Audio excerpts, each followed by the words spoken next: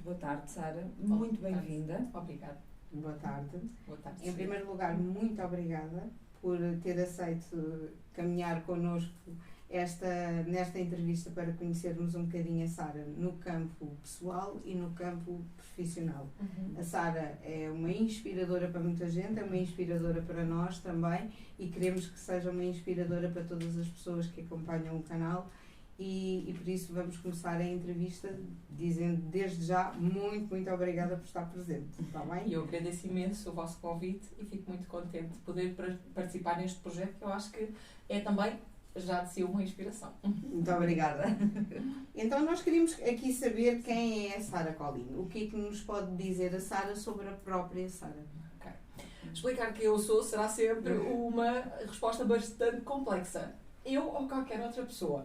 Eu posso dizer que eu chamo-me Sara Colin, que neste momento tenho 41 anos, que sou mentora de desenvolvimento pessoal e estas seriam as coisas que praticamente qualquer pessoa diria de si, porque são aquelas coisas que são visíveis para todas as outras pessoas e é aquilo que nós fazemos no nosso dia-a-dia.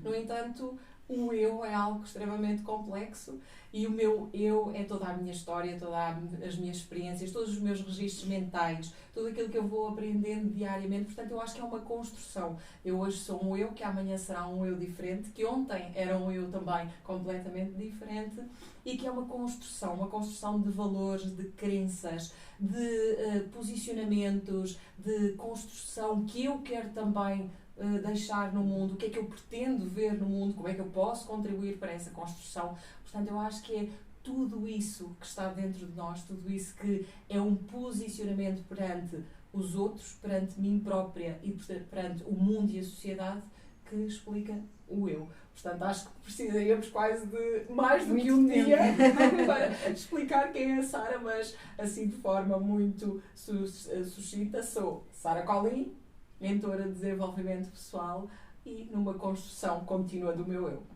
Exatamente. E Sara, o que podemos encontrar numa mentoria de desenvolvimento pessoal dirigida e orientada por si?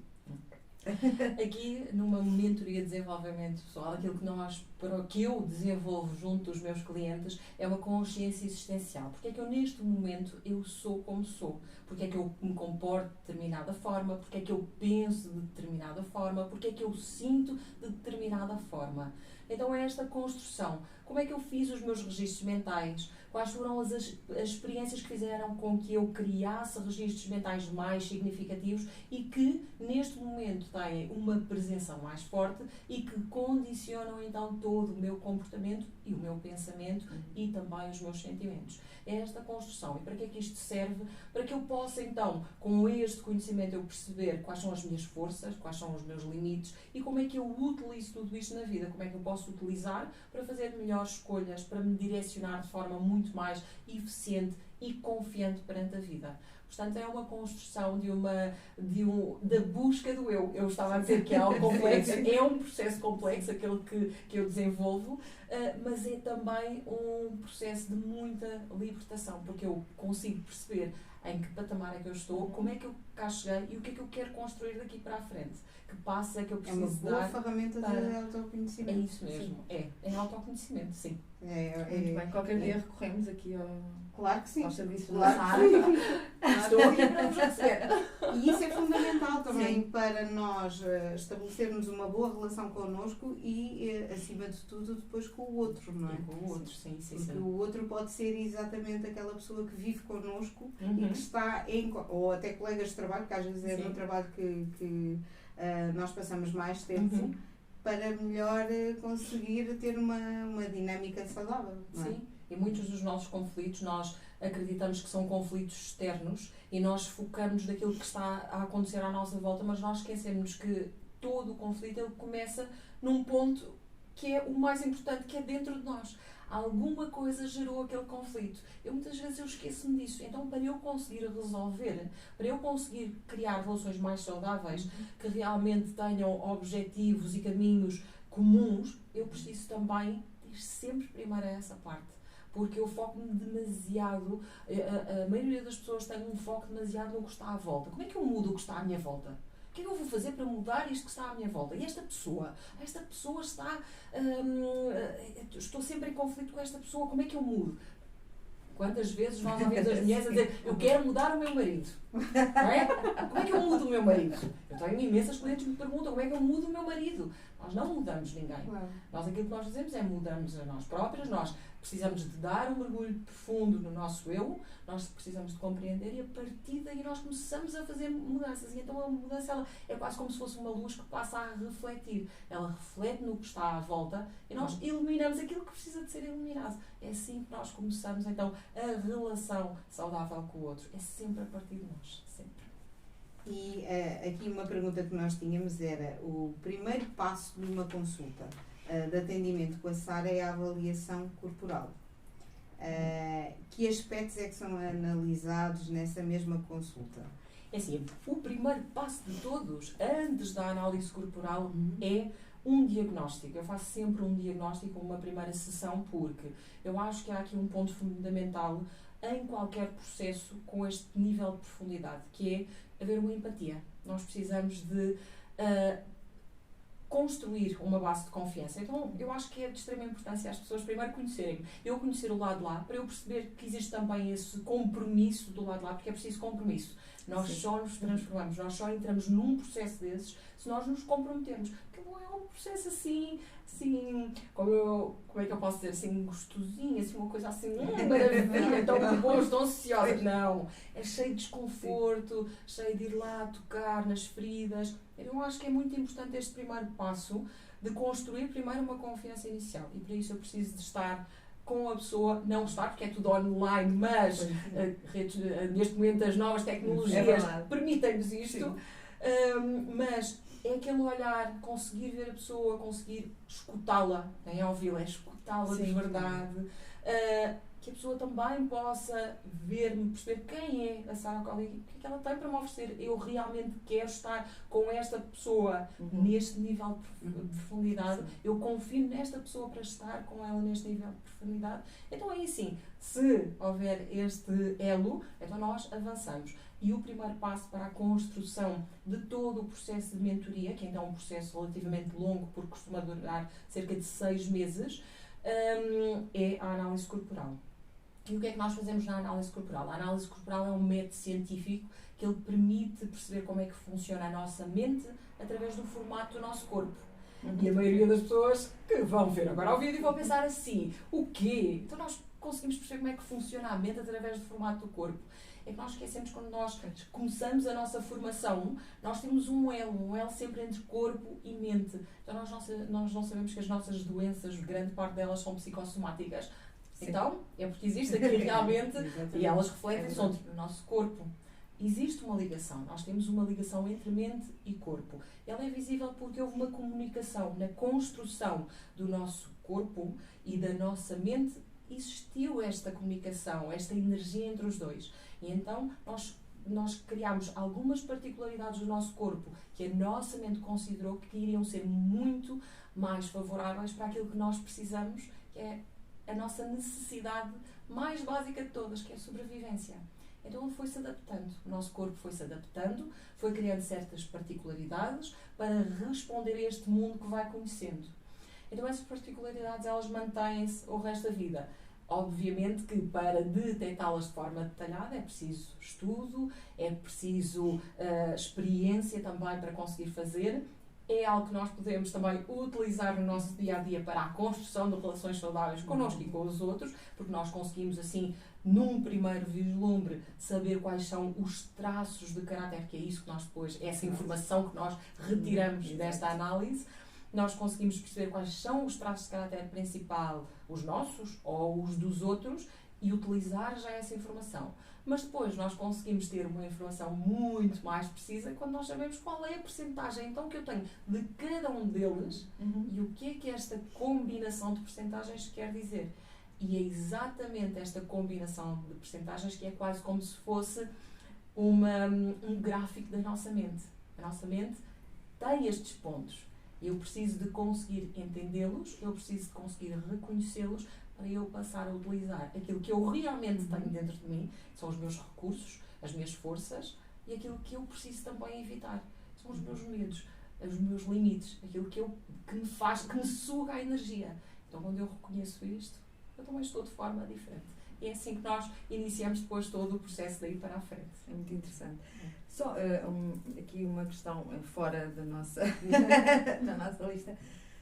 E tem pessoas que não conseguem fazer essa mentoria, ou logo de início, que se assustam, ou que acham que não vão conseguir, ou que não é para A nível elas. de Sim, compromisso, de coisa. Claro que sim, claro que sim.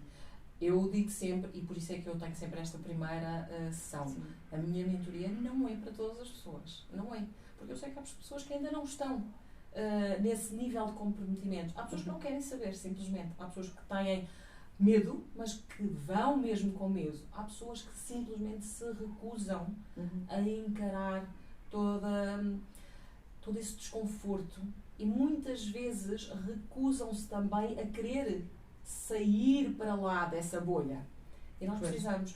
E, portanto, nem todas as pessoas ainda estão preparadas. Isto está tudo bem, faz parte da nossa evolução. Claro. Se calhar há uns anos atrás, se me propusessem isto, eu também, por amor de Deus, nem Eu acho que pensar.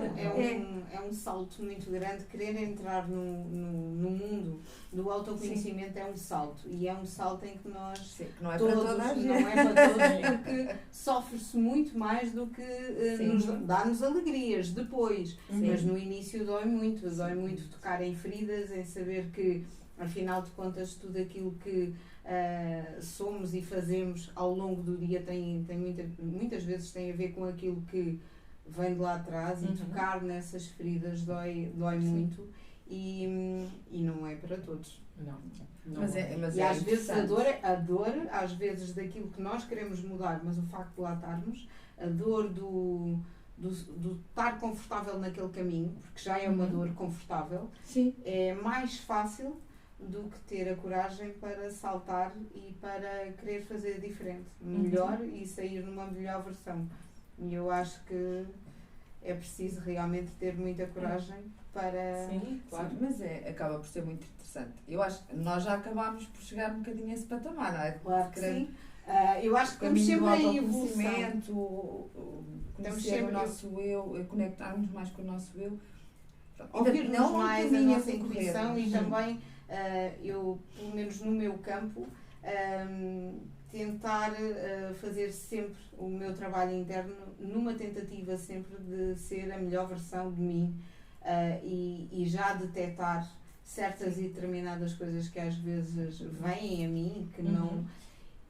E o problema não está sempre só nos outros, Pois. e o problema não está sempre só no geral. Sim, é verdade. Normalmente está no virar o dedo e dizer, ok, então bora lá O que é conversar que eu tenho que comigo. mudar? O que é que eu tenho que mudar? O que é que eu tenho que Às estruturar vezes aqui? O que é que eu entender, tenho que... antes de mudar é entender, porque às vezes o ir lá atrás e o ir buscar coisas na Sim. nossa infância, nós pessoas que já estamos depois dos 40, detectarmos esse mal que vem lá para trás, tão muito lá para trás, dói muito, mas realmente é muito mesmo necessário. Porque ainda temos, como eu costumo dizer, agora ainda temos mais 40 e tal anos para fazer diferente. Claro.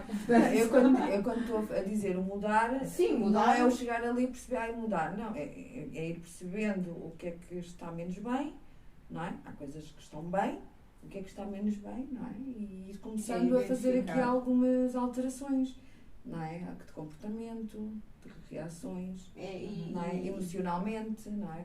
É assim, a mudança nós nunca a travamos, a mudança acontece Exato. a todos os minutos, ou a todos os Exato. segundos até. Certo. Nós estamos sempre em constante evolução, em constante mudança. Aqui o interessante é nós percebermos para onde é que nós queremos direcionar esta mudança. Exato. Nós temos o poder de escolha, só que nós temos de saber exercê-lo. Este é o grande diferencial, porque o poder está lá. Nós precisamos é de saber como é que nós o vamos utilizar. Assumir um compromisso connosco. É isso. Para onde é que eu quero dirigir-me?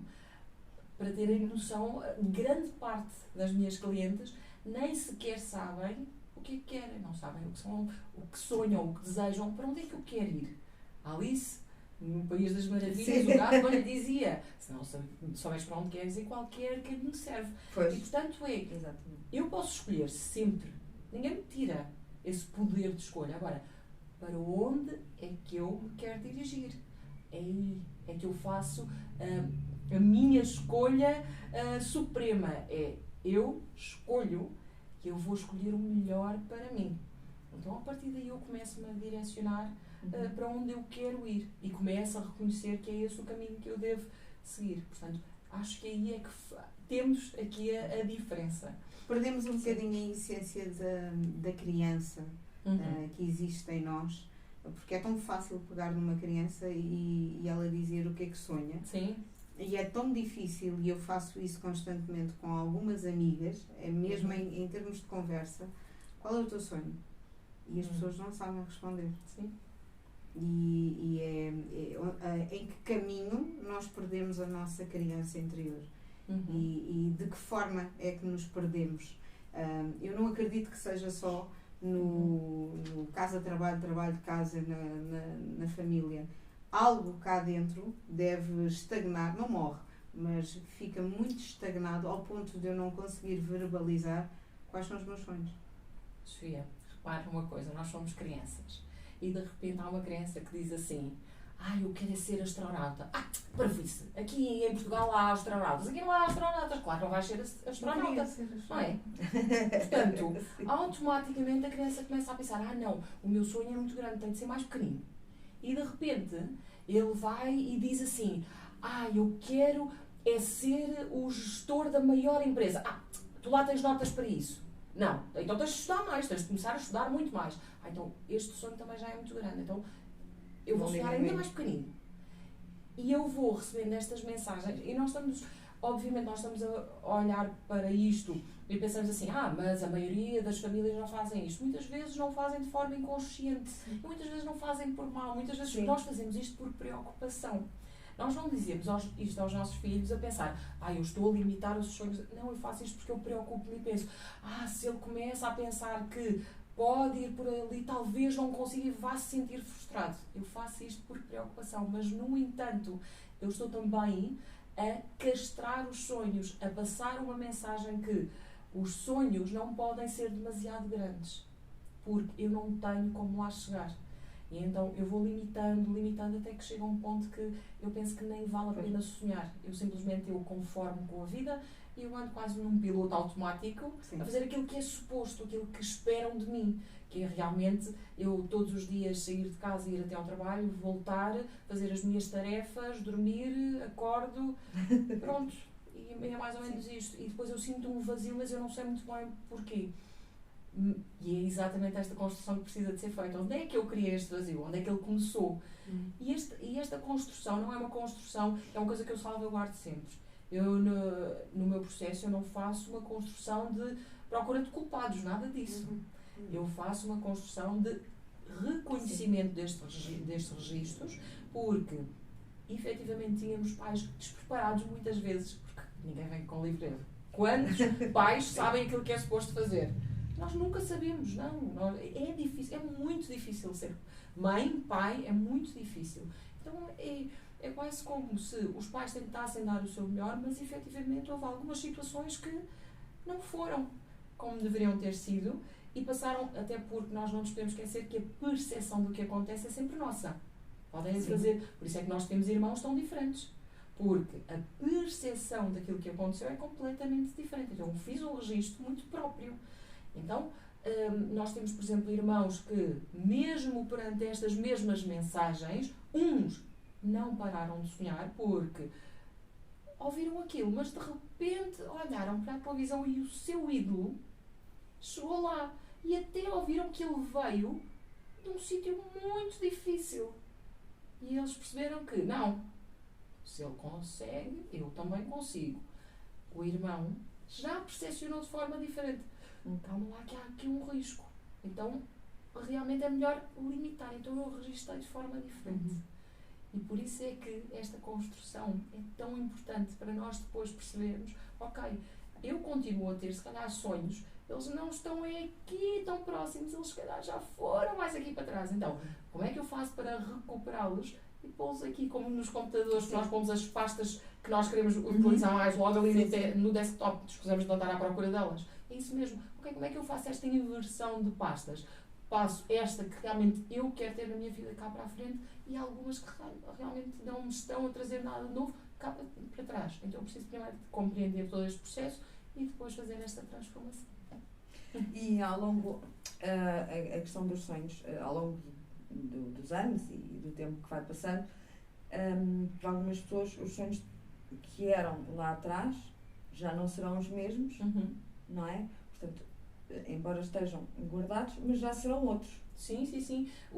Aliás, nós, como seres em constante evolução, sim, o nosso sonho nunca é uma meta que nós chegamos lá. Sim. A nossa meta, ela vai sempre crescendo. E é importante, com certeza, trabalhando em autoconhecimento também, já ouvirão que o grande segredo é nós apaixonarmos pelo caminho. Não pela meta. Sim. Nós temos é de nos apaixonar pelo caminho. Exatamente. Pelos passos que nós damos. Por exemplo, uma coisa que eu ensino a todos os meus clientes que é, nós ouvimos imensas, então quando houve este boom da alta performance, era foco no objetivo, na meta, eu quero, eu foco. Só que nós esquecemos, para nós nos focarmos naquela meta que está lá, normalmente as metas que nós colocamos não são, eu dou 3 passos e já cheguei lá. Não, são coisas que nos desafiam. Então é muito importante nós, para mantermos este foco, nós termos a capacidade de fazer assim, olhar por cima do ombro e ver todos os passos que já foram dados lá para trás. Isto é que constrói a nossa motivação. Motivação é movimento. Então eu só percebo o meu movimento se eu tiver capacidade de olhar para trás para seguir em frente. É quase como, eu sou capaz porque eu já fiz, eu já dei 3 passos. Então se eu dei 3, eu consigo dar mais 3. E é isto que nos faz movimentar. E muitas vezes o que travava muitas das pessoas era exatamente isto. Eu tinha N pessoas que me chegavam e diziam que não conseguiam, eu não consigo isto. Porquê? Porque parecia tudo tão distante e esqueciam-se de tudo o que já tinham feito para lá chegar. Pessoas que desistiram de coisas que queriam muito e desistiram exatamente porque achavam sempre que estava tão longe, estava tão distante, porque esqueceram-se que já tinham feito tanto e já tinham chegado tão mais à frente, estavam tão mais perto do que estavam no início, e isso não era visto. Então é muito importante nós também termos esta capacidade de vermos não só à frente, mas atrás. Tudo aquilo que vamos construindo. E realmente aquilo que a Sara disse, que é apaixonar-nos pelo caminho, é de facto muito importante, porque nós tivemos a nossa primeira entrevista com o Bassó e com a Mariana, que é uma mental coach, e ela falava exatamente disso. Quando não há o objetivo de ganhar, há todo o processo que se passou por lá, que deve ser apreciado e deve ser olhado e deve ser também dado como valor, e portanto eu acho que isso é muito importante, até para quem está com o objetivo de criar algo e que nem sempre é tão fácil quanto nós queremos, apreciar o caminho, apaixonar-nos por esse caminho, e não propriamente só no que podemos, porque senão depois também é desmotivante, porque vão aparecendo alguns obstáculos. E é importante haver essa paixão e essa gostar de estar nesse caminho. Exatamente. Sim, qualquer das maneiras, é assim, se há... Isto é uma percepção pessoal, não é? Mas eu acho que se há um objetivo, se há algo que uma pessoa gosta muito e queira muito e quer lá chegar, e até esteja um bocado difícil, é assim, a palavra desistir não deve constar no vocabulário. Pode adormecer o projeto, mas desistir não.